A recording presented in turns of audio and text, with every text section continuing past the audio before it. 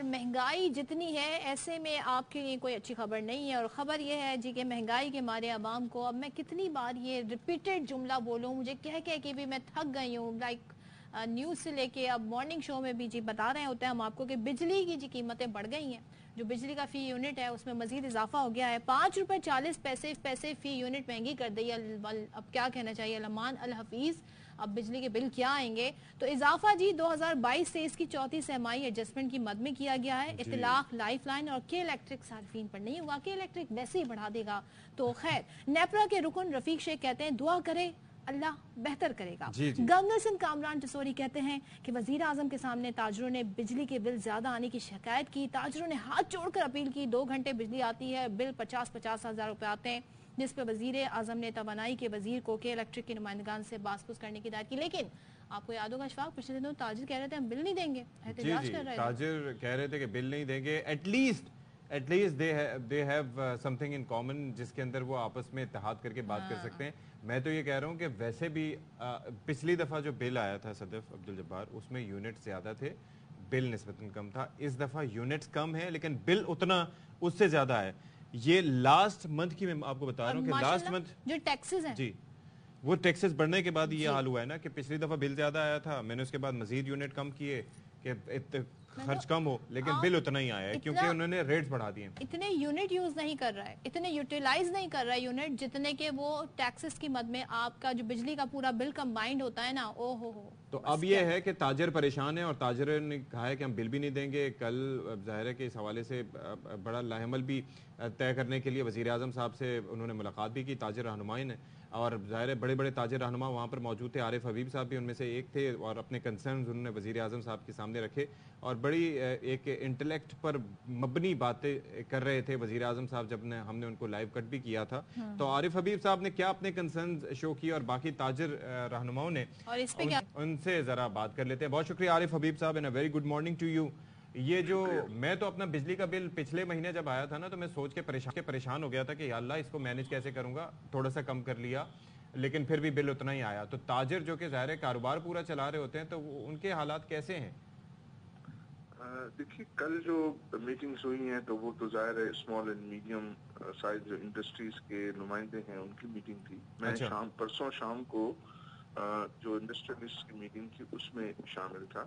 اور اس میں بھی یہ الیکٹریسٹی کی پرائس ہائیک کی جو ہے وہ ڈسکشن ہوئی تھی، اور لوگوں نے اس میں تشویش کا اظہار کیا تھا، کیونکہ ہو یہ رہا ہے کہ ڈی ویلیویشن کی وجہ سے اور کیپیسٹی پیمنٹ کی وجہ سے جو ہے وہ الیکٹریسٹی پروڈکشن کاسٹ جو ہے وہ مسلسل بڑھتی جا رہی ہے۔ اب اس کو کم کرنے کے طریقے، کیونکہ آئی ایم ایف تو یہ کہتی ہے کہ کوئی سبسڈی اس میں جو ہے حکومت نہیں دے سکتی،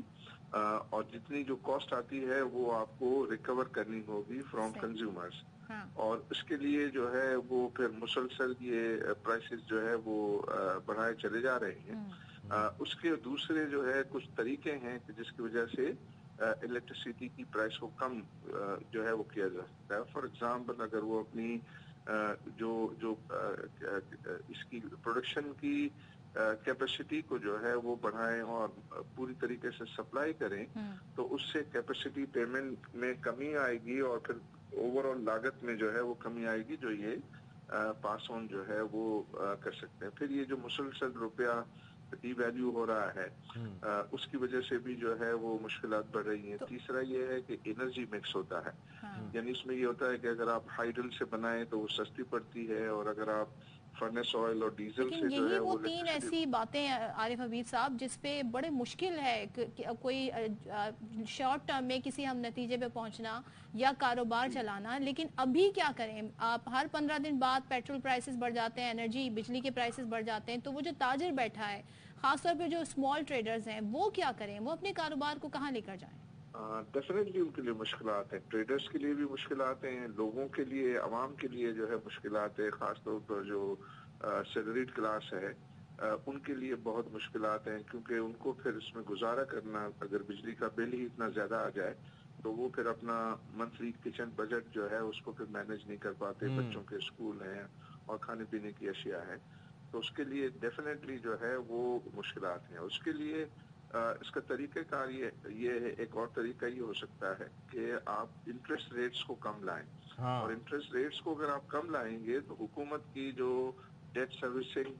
कॉस्ट है वो कम आएगी, और उसमें जो कुशन पैदा होगा, IMF ये कहता है कि आप जो भी सब्सिडी दें वो बजटेड होनी चाहिए। ऐसे ही है। और जो है अनबजटेड जो है वो ना दें, और फिर IMF के साथ